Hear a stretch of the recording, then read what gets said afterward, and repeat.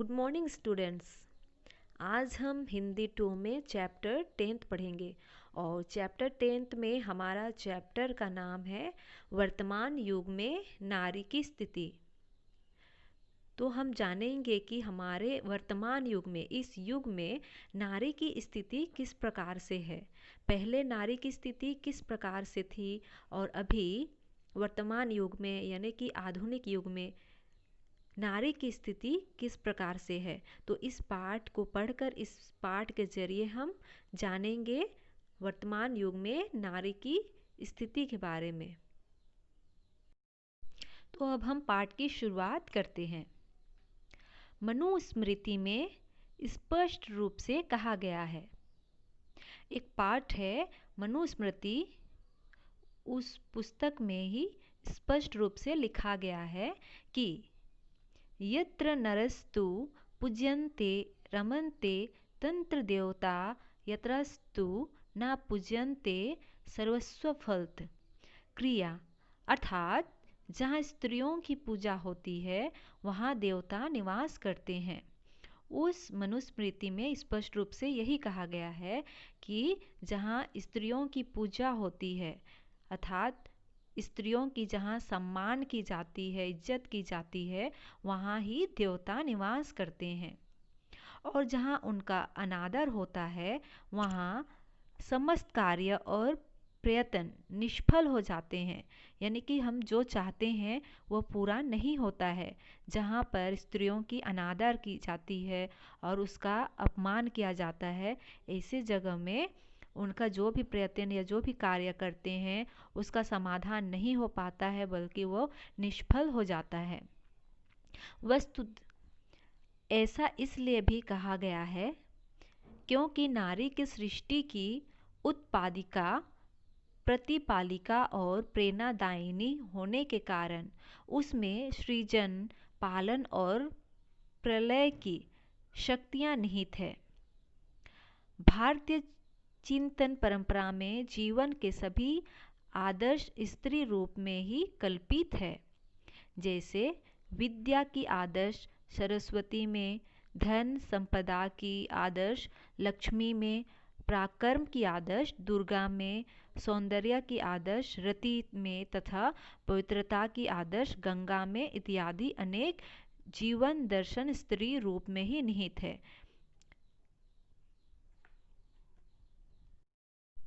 नारी को श्रद्धा की प्रतिमूर्ति कहा गया है। नारी तुम केवल श्रद्धा हो। वात्सल्य, स्नेह, कोमलता, दया, क्षमा, त्याग और बलिदान आदि उद्दत मूल्यों पर ही यह संसार अवलंबित है। तो हम देखते हैं कि नारी को श्रद्धा की प्रतिमूर्ति कहा गया है, क्योंकि नारी का क्या होता है, सम्मान किया जाता है, उसका इज्जत किया जाता है।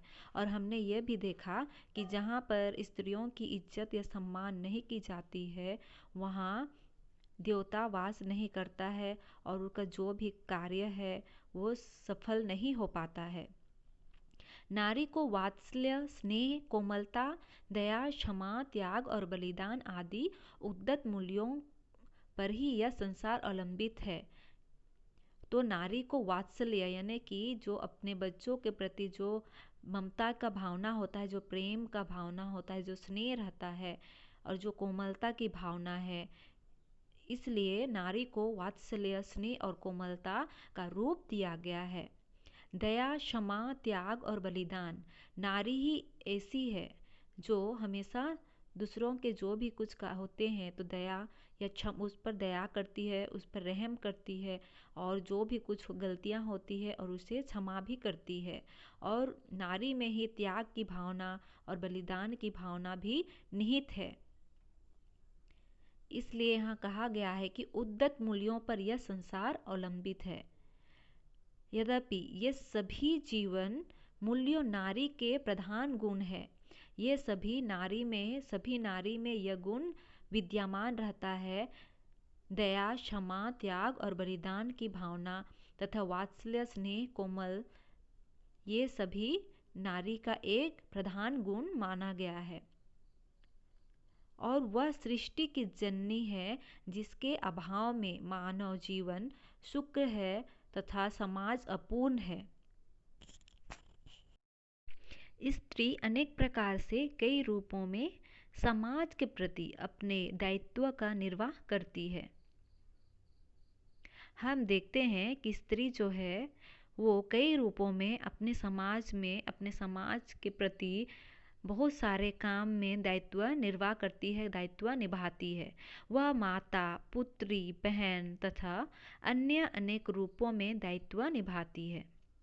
नारी सशक्तिकरण के इस दौर में भारतीय नारी विशिक दृष्टि की प्रासंगिकता अब पूरे विश्व में सिद्ध हो रही है। नारी अब अबला, पराश्रित, कोमलता नहीं रही। इसके लिए यह कहा गया, अबला जीवन है तुम्हारी यही कहानी, आंचल में है दूध और आँखों में पानी। बड़े बड़े संघर्षों, चुनौतियों और संकटों में उसकी रचनात्मक तथा शक्ति रूप छवि विशेष रूप से उजागर हो रही है। नारी श्रद्धा और सम्मान की अधिकरणी तो सदैव से ही रही है, अपितु अब वह शक्ति संपन्न, कर्मशील और प्रेरणादायी भूमिका में अग्रसर होती दिखाई देती है। आज नारी राजनीति क्षेत्र से लेकर विज्ञान एवं तकनीकी क्षेत्र तक भी अपनी भूमिका को सिद्ध करने में लगी है। पहले देखा जाता था कि नारी बस अपने घर पर ही सीमित थी, अपने घर पर ही चार दीवारी के अंदर ही रहती थी। पर आजकल यह देखा गया कि आज नारी राजनीति क्षेत्र में भी उतर आई है। इतना ही नहीं बल्कि यह भी देखा जा रहा है कि विज्ञान एवं तकनीकी क्षेत्र तक में अपने भूमिका का सिद्ध कर रहे हैं। विधि के क्षेत्र में, इंजीनियरिंग क्षेत्र में, चिकित्सा के क्षेत्र में, रक्षा एवं युद्ध के क्षेत्र में, मीडिया क्षेत्र में, नक्षत्र विज्ञान या अन्य वैज्ञानिक तकनीकी क्षेत्र में वह किसी भी प्रकार से पीछे नहीं दिखाई देती है। अब यह देखा जा रहा है कि जो नारी है वो बहुत से क्षेत्र में आगे बढ़ चुके हैं और जो पुरुष वर्ग है उसके बराबरी में आ चुके हैं। वे इंजीनियर है, चिकित्सक के रूप में कार्य कर रही हैं, मीडिया क्षेत्र में है, नक्षत्र विज्ञान एवं तकनीकी क्षेत्र में भी वे आगे बढ़ गई है, बल्कि अभी पीछे नहीं है। तो इस प्रकार यह देखा जा रहा है कि वर्तमान युग में नारी की स्थिति अब आगे ही बढ़ती जा रही है। वस्तुतः एक ऐसा समय भी था जब नारी पुरुष व्यवस्था के चंगुल में फंसी घर की चार दीवारी में ही कैद रहती थी। स्त्री जीवन के सभी अधिकार पुरुष समाज ने हस्तगत कर रखे थे। प्राचीन काल से लेकर वर्तमान युग तक नारी संघर्ष की सैकड़ों गाथाएं लिखी जा सकती है। समाज के गतिशील चक्र में गुप्त काल, बौद्ध अथवा मध्यकाल के राजतंत्रीय और सामंतीय वातावरण में नारी जीवन की हीनता की प्रकाष्ठा दिखाई देती है, जहाँ नारी केवल काल गृह की बंदनी मात्र थी। देशी रियासतों और राजवड़ों में नारी गृहित नारकीय जीवन बिताने को विवश थी। नारी को केवल भोग विलास की वस्तु और पुरुष की शारीरिक संतुष्टि का साधन मात्र समझा गया। मध्यकालीन सामंती समाज में नारी व्यक्ति न होकर वस्तु थी जिसका निसंकोच क्रय विक्रय भी होता था। लेकिन अब यह देखा जा रहा है कि सामंती बंधनों से जकड़ी नारी में आधुनिक युग की शिक्षा का प्रचार विज्ञान की उन्नति एवं प्रगति के कारण उसे स्वाभिमानी और स्वावलंबी बनाया गया। सामंती बंधनों में जकड़ी स्त्री ने गुलामी की जंजीरों को तोड़ते हुए अपनी अस्मिता की तलाश की। पुरुष वर्ग की पाशविक इच्छाओं और उस पर निर्भर बने रहने के विरोध चेतना उत्पन्न हुई। पश्चिमी विद्वान इंग्लिश ने नारी स्वावलंबन का एकमात्र उपाय महिलाओं के लिए रोजगार को ही एक प्रगतिशील स्थिति बनाया। आर्थिक रूप से पति पर निर्भरता का अर्थ है कि परिवार के दायरे में पति बुर्जुआ होता है तथा पत्नी सर्वहरा। इसलिए जैसे जैसे सर्वहरा समाज का विस्तार होगा, नारी मुक्ति का मार्ग प्रशस्त होगा और पुरुष वर्चस्ववादी श्रेष्ठता एवं अहम्यता की दीर्घकालीन परंपरा की जड़ें भी पूरी तरह कूंद हो जाएगी। वर्तमान युग पूंजीवादी युग है। स्त्री को चूल्हे चौके से निकलकर घर से बाहर एक मजदूर अथवा नौकरी पेशा महिला के रूप में निकलने में पूंजीवाद की निसंदेह प्रशंसनीय भूमिका रही है। अर्थात देखा जा रहा है, कहने का अर्थ यही है कि इस वर्तमान युग में ये पूंजीवादी का युग है, रुपया पैसा कमाने का ही युग है, क्योंकि कम खर्च में ही, कम रुपये में ही खर्च नहीं चलेंगे। इसलिए यह देखा गया कि स्त्रियों को भी चूल्हे चौके से निकलना पड़ा, यानी कि जो घर की चार दीवारी के अंदर ही रहते थे, बाहर निकलने नहीं दिया जाता था किसी भी काम काज के लिए। लेकिन अभी देखा जाता है कि नौकरी के लिए एक दो पैसे कमाने के लिए स्त्रियों को चूल्हे चौके से निकलकर घर से बाहर एक मजदूर अथवा नौकरी पेशा महिला के रूप में निकलने में पूंजीवाद की निसंदेह प्रशंसनीय भूमिका अब देखी जा रही है। नारी मुक्ति की दिशा में पूंजीवाद का यह एक महत्वपूर्ण योगदान है। पहले हम देखते थे, पहले स्त्रियों को घर के अंदर ही रखा जाता था, उनका काम बस चूल्हे चौके ही था, बस घर में ही सीमित रहते थे। लेकिन अभी ये पूंजीवाद का युग हो गया है, इसलिए स्त्रियों को भी बाहर निकलकर कुछ अपना काम करना ही पड़ रहा है। यद्यपि जहां पूंजीवादी सभ्यता ने नारी मुक्ति को मदद की, वही वर्तमान पूंजीवादी व्यवस्था ने उपभोक्तावादी संस्कृति को जन्म दिया, जिसमें नारी को वस्तु के रूप में देखा जाने लगा। उपभोक्तावादी संस्कृति के आकर्षक अथवा व्यवस्थाओं के चक्रव्यूह में फंसकर नारी जन जाने शोषण का शिकार भी हो रही है। मीडिया एवं सिनेमा के ग्लैमर ने स्त्री की महत्वाकांक्षाओं को उद्दीपित किया है। टेलीविजन के सीरियल हो या विज्ञापन, स्त्री देह एक प्रदर्शन के रूप में दिखाई पड़ती है।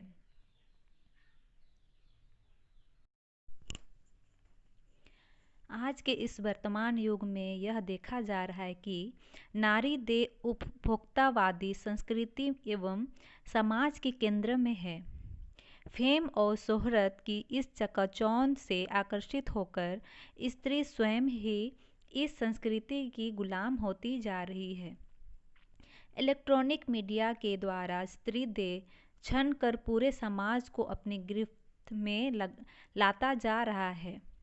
स्त्री का शरीर मात्र फैशन का वाहक बनकर रह गया है। तात्पर्य यह है कि आज के उपभोक्तावादी समाज में खुले बाजारों की स्वार्थमय स्पर्धा के कारण उपभोक्ता सामग्री के माया जाल में नारी केवल खरीदी जाने वाली वस्तु समझी जाने लगी है। पूंजीवादी व्यवस्था की चकाचौंध वह अपने तन को बेचने के लिए हमेशा तैयार दिखाई देती है। फिर प्रश्न यह उठता है कि वर्तमान समय के परिदृश्य को देखते हुए स्त्री की दिशा एवं दशा का कौन सा स्वरूप निर्धारित किया जा सकता है। इसके निष्कर्ष में शहरी क्षेत्र की सुशिक्षित सभ्य नारियां हैं, जो घर के साथ साथ बाहर कार्य क्षेत्र में भी समान रूप से दायित्व का निर्वाह कर रही है। तो दूसरी ओर यह देखने को मिलता है कि दूर दराज में ऐसे ग्रामीण क्षेत्र भी हैं जहां नारियां अभी भी निरक्षर पुरानी रूढ़ियों की गुलाम, घर की चार दीवारी तक ही सीमित है, जो प्राचीन परंपराओं को ही पूरी निष्ठा के साथ निभाने को बाध्य है। गांव में धर्मपरायणता की वास्तविक तस्वीर महिलाओं में ही देखने को मिलती है। धर्म भी स्त्री की स्वतंत्रता का वाहक हो सकता है। यह कौन तब जाना जब गांव के निकट ही एक धार्मिक तीर्थ स्थल पर जाने का अवसर मिला, जहां लगभग प्रत्येक शनिवार शिव जी की पूजा अर्चना करने आसपास के गांव से स्त्री पुरुष नियमित रूप से आते हैं। परंतु महत्वपूर्ण यह नहीं, बल्कि यह है कि उन श्रद्धालुओं में लगभग 80% महिलाएं होती हैं जिन्हें सप्ताह में एक दिन घर से बाहर निकलकर घूमने फिरने अथवा पिकनिक का कारण बनता है, जहां पुरुषवादी समाज की जंजीरों भी ढीली पड़ जाती है। क्या यह प्रसंग भी स्त्री जीवन की एक अलग तस्वीर बयान नहीं करता है? एक ओर जहां आधुनिकतम ज्ञान विज्ञान की शिक्षा प्राप्त करने वाली और सार्वजनिक एवं प्रशासनिक जीवन में भाग लेने वाली नारी का अस्तित्व दृष्टिगोचर होता है, वहीं दूसरी ओर ग्रामीण क्षेत्रों में नारी निरक्षर व अशिक्षित होने से पिछड़ेपन का अंधकार में पड़ी हुई है। अज्ञानता ने उसकी प्रगति के सभी मार्ग बंद कर दिए हैं। सामाजिक रूप से आज भी उसकी स्थिति में कोई सुधार नहीं हुआ है। पर्दा प्रथा, दहेज प्रथा, विधवाओं की हीन दशा, कन्या पक्ष को हीन समझा जाना, अनमेल विवाह, आर्थिक परतंत्र आदि कुरीतियों में दबती हुई औरत दिखाई देती है। दूसरी पक्ष को देखें तो आज विश्व के अनेक देशों में महिलाओं के समुचित विकास एवं सशक्तिकरण के लिए अनुकूल वातावरण बनता दिखाई दे रहा है। वर्तमान 21वीं सदी को महिलाओं की सदी की संज्ञा से विभूषित किया गया है। अब महिलाएं हर क्षेत्र में पुरुषों के साथ कदम मिलाकर पूरे आत्मविश्वास एवं साहस के साथ पुरुष प्रधान समाज में अपने अस्तित्व एवं अस्मिता का एहसास दिलाने का सफल प्रयास कर रही है। साथ ही महिलाओं की आर्थिक, सामाजिक और राजनीतिक स्थिति को सुदृढ़ बनाने के लिए भी आज कुछ न कुछ प्रयास हर जगह, हर स्तर पर किए जा रहे हैं। समग्र रूप से नारी की वर्तमान स्थिति पर विचार करते हुए जो निष्कर्ष निकलता है, उसमें एक और स्त्री ने अपने अस्तित्व, अपनी अस्मिता को पहचाना और अपने अधिकारों के प्रति जागरूक दिखाई देती है। वहीं दूसरी ओर वह अभी भी परंपरागत ढंग से पुरानी रूढ़ियों और संस्कारों तथा पुरुष वर्चस्व मानसिकता के चलते उपेक्षित, पीड़ित और शोषित है। तो इस प्रकार यह पाठ यहीं समाप्त होती है और आप लोगों को जरूर समझ में आ गई है कि वर्तमान युग में नारी की स्थिति, यानी कि इस युग में, अभी की इस युग में नारी की स्थिति क्या है और पहले क्या दशा थी। पहले स्त्रियों को घर में ही रखा जाता था, घर के चार दीवारी तक ही वे सीमित थे, बाहर उन्हें जाने की अनुमति नहीं थी। लेकिन अब क्या देखा जाता है कि जो औरत है, जो स्त्री है, वो भी अब पुरुष के बराबर हो गई है और कंधों से कंधे मिलाकर आगे बढ़ रही है, जिसका एग्जाम्पल हम देख रहे हैं, उसका उदाहरण हम अपने आँखों से देख रहे हैं।